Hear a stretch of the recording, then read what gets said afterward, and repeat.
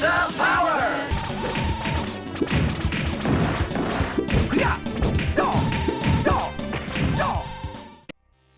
There's nothing quite like grabbing a controller, calling a friend over, and button mashing your way through beat-em-up chaos. The 2D beat-em-up era defined that thrill. The sweaty palms, the perfectly timed combos, the high fives after surviving a boss fight with 1 pixel of health. These games were about friendship, rhythm, and arcade swagger. So, let's hop into the time machine and revisit 13 timeless brawlers that made teamwork the ultimate weapon.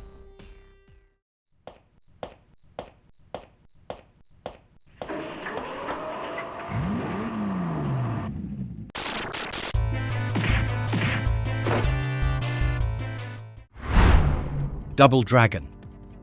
Kicking things off, there's no better way to dive into side-scrolling fist therapy than stepping into a rough urban battleground where a simple walk down the street turns into a full-scale rescue mission. That's the situation when Marion is ambushed and dragged away by the Black Warriors, sending martial arts brothers Billy and Jimmy Lee charging through crumbling alleys, abandoned factories, and a booby-trapped hideout to bring her back. What hits hardest here isn't just the punches, it's the sense of progression, moving through one continuous world instead of isolated arenas, making every cracked brick wall and rusted metal gate feel like part of a real criminal turf war. Enemies come in varied flavors of trouble. Knife throwers, whip wielders, muscle-bound bruisers, and look-alike rivals that turn brawling into a duel of pride. The gang's leader, Willie, waits with a machine gun for a final showdown that still surprises newcomers. And if you manage to finish side by side with a buddy, the game famously doesn't let harmony last. Only one can win Marion's heart, meaning your co-op partner suddenly becomes your final opponent. I still remember being shocked the first time that happened, and scrambling like my childhood honor depended on it. That twist alone made couch fights legendary. Rise from your grave.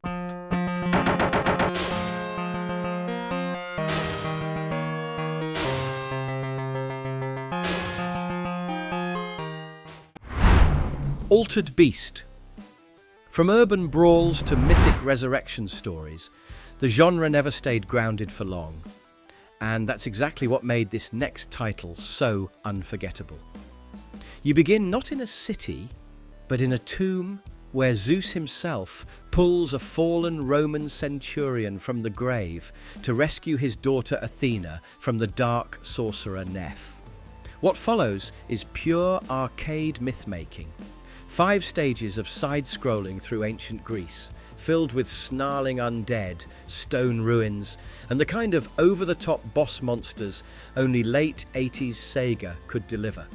The hook here is transformation. Every time you defeat one of those glowing 2-headed wolves, you collect a spirit ball. Grab 3 and you morph into a beastly form, from a lightning-spitting dragon to a boulder-crushing werebear or a fire-slinging Wertiger. They all feel distinct, giving the simple punches and kicks new rhythm and spectacle. When I first saw the Centurion balloon into a hulking werewolf, I remember thinking, okay, this is what power fantasy really looks like. Developed by Makoto Uchida and running on Sega's System 16 board, it was visually stunning for its time, so much so that Sega bundled it with the Genesis at launch. Rise from your grave indeed. Few intros hit harder.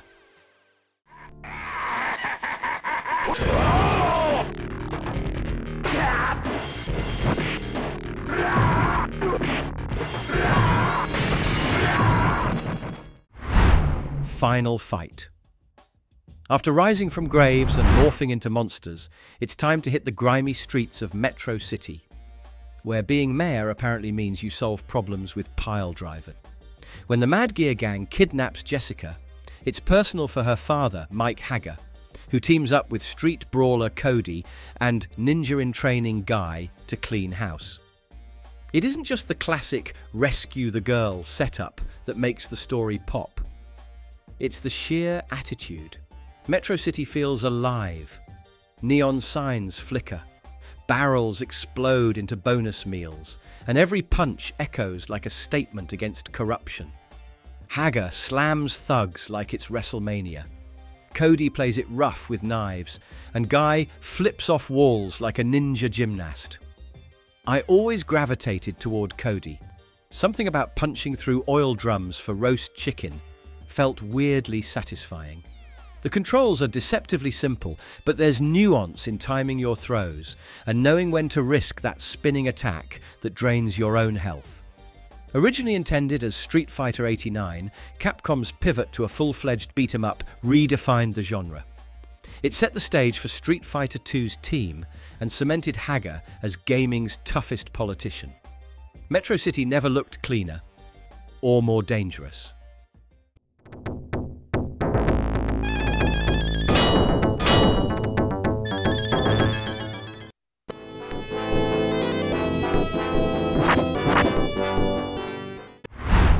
Golden Axe. Few arcade games hit as hard as Golden Axe.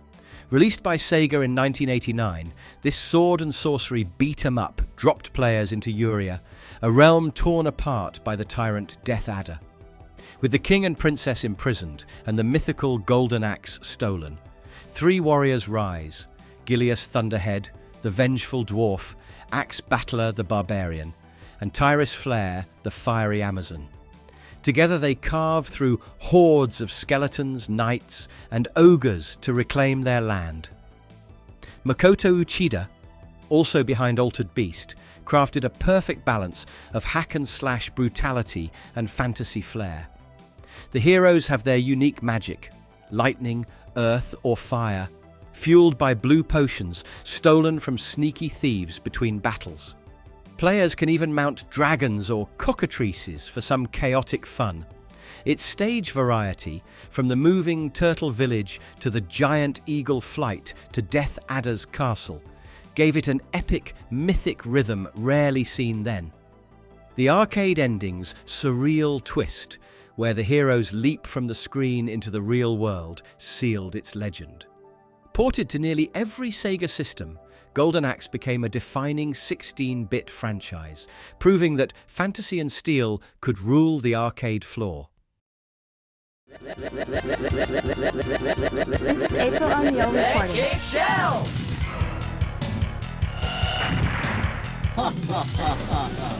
Hey, Krang! Bring that statue back!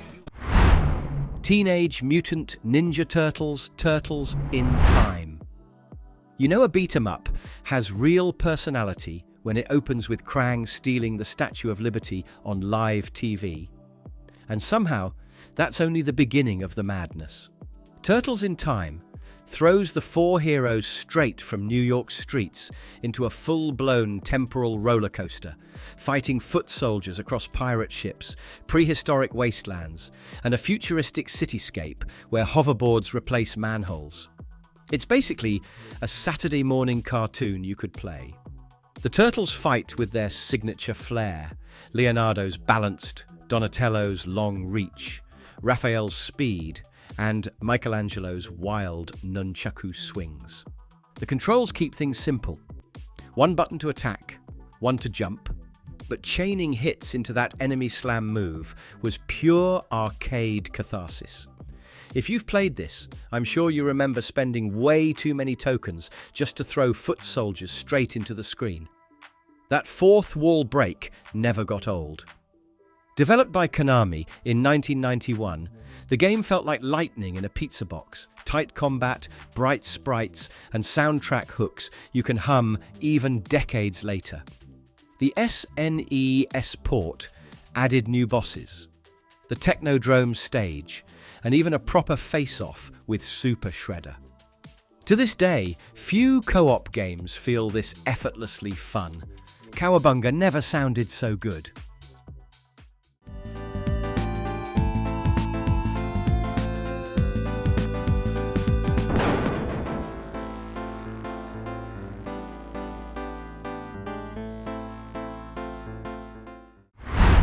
Streets of Rage. Sliding straight from the Turtles' time-warping chaos into something grittier, Streets of Rage brought the fight home. or at least to the smog-choked alleys of Wood Oak City. 3 ex-cops, Axel, Blaze and Adam, decide they've had enough of crime boss Mr. X and his syndicate choking the city. With badges tossed aside, they clean up the streets the only way early 90s heroes knew how, by punching every punk, ninja and biker that walks into frame. What made Streets of Rage stand apart wasn't just its slick mechanics. Though teaming up with a buddy for those synchronized takedowns felt amazing, it was the atmosphere. Yuzo Koshiro's pulsating techno soundtrack turned every brawl into a late-night club banger. Weapons scattered across the city, bottles, pipes, knives, added a raw sense of improvisation, and if things got messy, you could always call in backup, a squad car that rolls up and nukes the entire screen with explosive firepower. The idea of summoning cops for an airstrike still cracks me up every time I replay it. Designed by Noriyoshi Oba as Sega's answer to Final Fight, this 1991 classic became a cornerstone for co-op beat-em-ups. Few games made urban justice feel this rhythmically satisfying.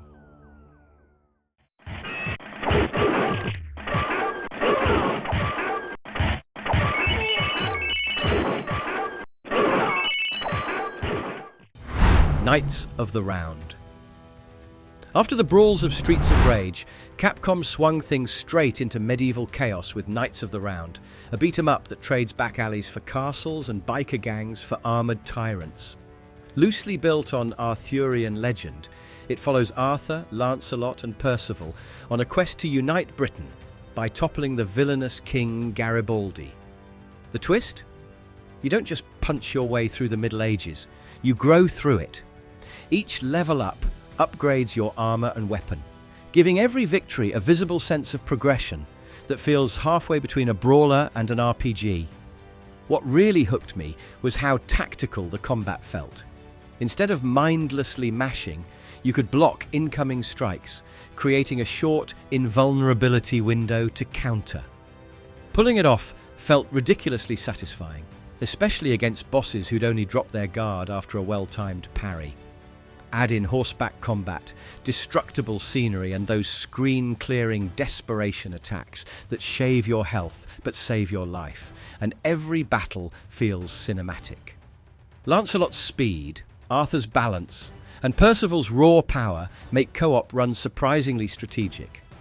And yes, watching your knight evolve from chainmail to gold armor mid-fight never gets old. Capcom proved that even ancient legends can throw hands in style.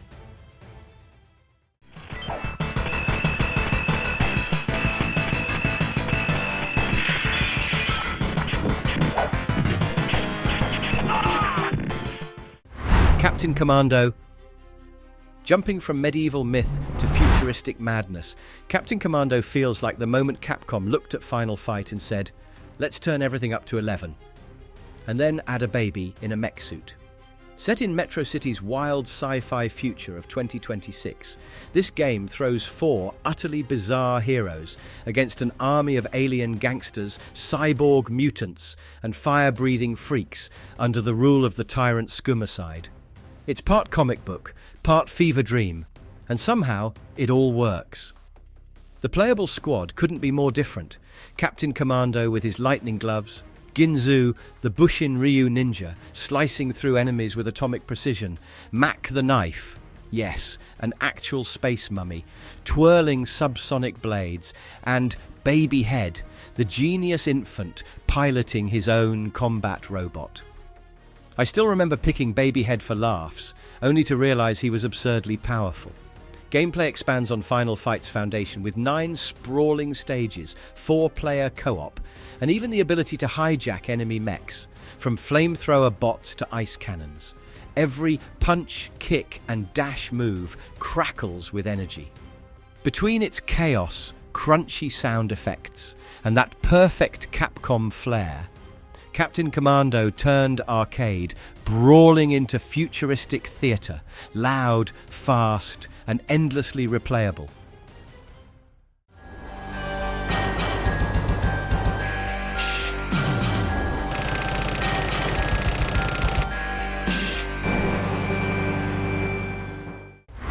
Vendetta, Crime Fighters 2. And then there's Vendetta, Konami's wonderfully rowdy street brawler that feels like Final Fight after a weekend in Dead End City. Grimy, fast, and packed with bad decisions. Here you're part of the Cobras, a gang of 4 bruisers on a mission to rescue your 5th member, Kate, from the rival Dead End gang. There's no grand destiny or glowing artifact, just bare knuckles, grit, and revenge pounding through every block of this crime-soaked city. The thing that made Vendetta special was the sheer freedom in combat.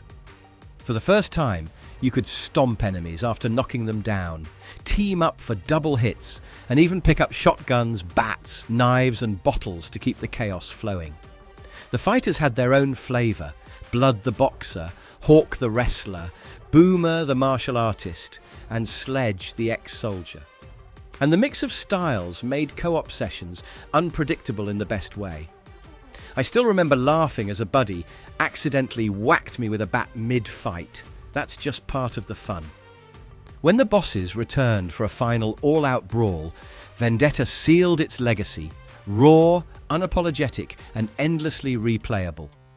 A true street brawl masterpiece from Konami's arcade prime.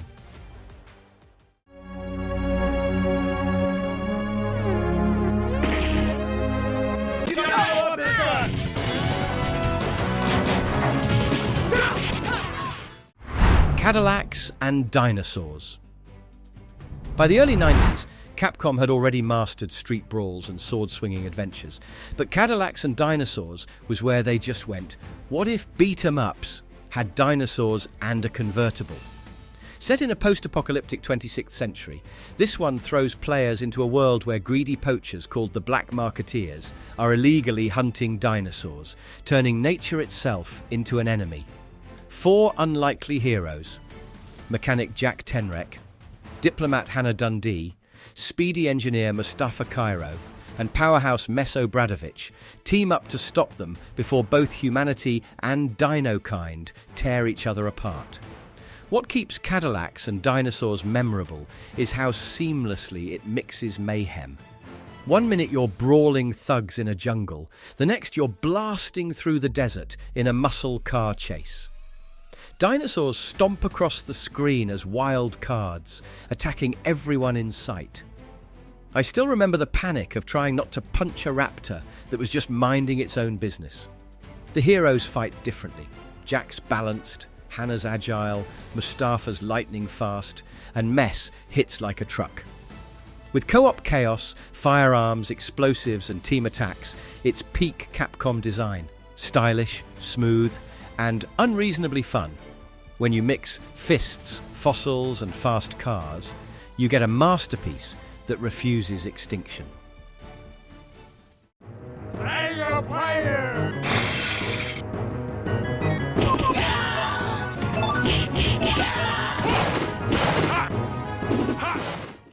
The Punisher. If Cadillacs and Dinosaurs was pulp adventure turned arcade mayhem, then The Punisher was Capcom taking the gloves off entirely. No fantasy kingdoms, no sci-fi aliens, just raw, urban vengeance.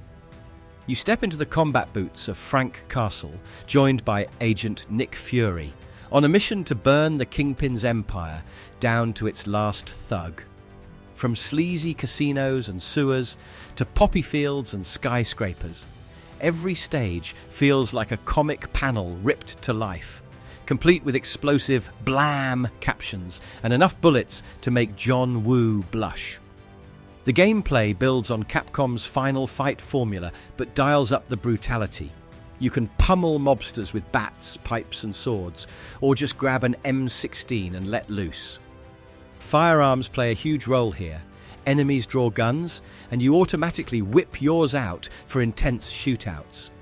Even grenades make an appearance, turning rooms into shrapnel storms. The first time you toss a grenade into a room full of goons, it's pure catharsis.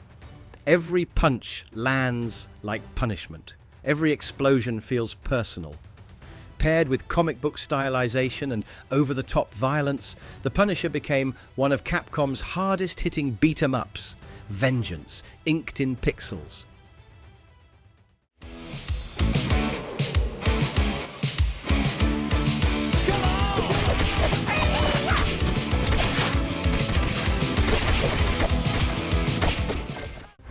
Teenage Mutant Ninja Turtles Shredder's Revenge. Jumping to the modern era, Teenage Mutant Ninja Turtles Shredder's Revenge proves that retro spirit can still hit like a roundhouse kick. Built by Tribute Games and published by Dotemu in 2022, it's a heartfelt revival of the '87 cartoon and the classic Konami arcade brawlers. Except now everything is sharper, smoother, and bursting with co-op energy. Shredder and Krang are once again scheming to turn New York into their playground, and the Turtles, joined by April, Splinter, and Casey Jones, aren't having any of it. Donnie's reach dominates. Raph's raw speed shreds, Leo's balanced, and Mikey just oozes chaotic fun. Tribute nailed that satisfying rhythm, chaining combos, pulling off supers, and high-fiving a friend to share health mid-fight feels amazing. Visually, it's pixel perfection, vibrant yet nostalgic, and T. Lopes' soundtrack, with tracks by Ghostface Killah and Raekwon, absolutely slaps. Between arcade mode's old-school challenge and story mode's upgrade system, it's the best of both worlds. And with DLC adding new characters like Usagi, Karai, and Mona Lisa, Shredder's Revenge doesn't just honor TMNT's legacy, it brings it roaring into the now, pizza boxes and all. Cowabunga indeed. We'll find whoever took our boyfriends and beat them into the street! Yeah, what she said!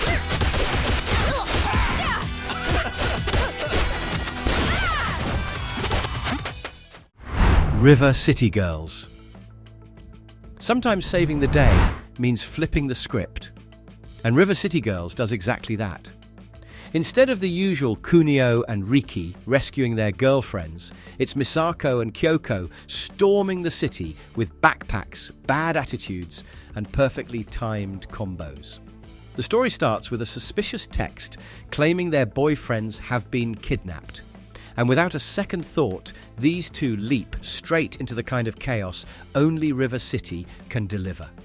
Full of thugs, weirdos, and mini-bosses with serious ego problems.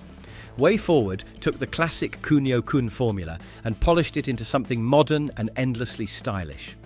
Combat feels snappy and expressive. You're juggling enemies, chaining long combos, and even recruiting defeated foes to call in as backup. Leveling up and buying new moves adds a touch of RPG depth, while the hand-drawn animation and bouncy soundtrack give every punch a burst of personality. I especially love the co-op mode. Reviving your friend by literally kicking their soul back into their body never stops being hilarious. By the time the girls tear through all 6 districts and start cracking boss skulls to save Kunio and Riki, it's clear they're the real heroes of River City. It's loud, funny, and unapologetically fun. A perfect beat-em-up for the modern age. From pixelated alleys to cyberpunk arenas, these 13 beat-em-ups remind us why couch co-op was gaming's purest joy. Every punch, every boss takedown, and every continue countdown created memories that never fade. Whether you're chasing nostalgia or discovering these classics for the first time, the fun still hits just as hard today. Grab your friend, your controller, and maybe a slice of pizza, because these games were built for company and chaos. Ha ha!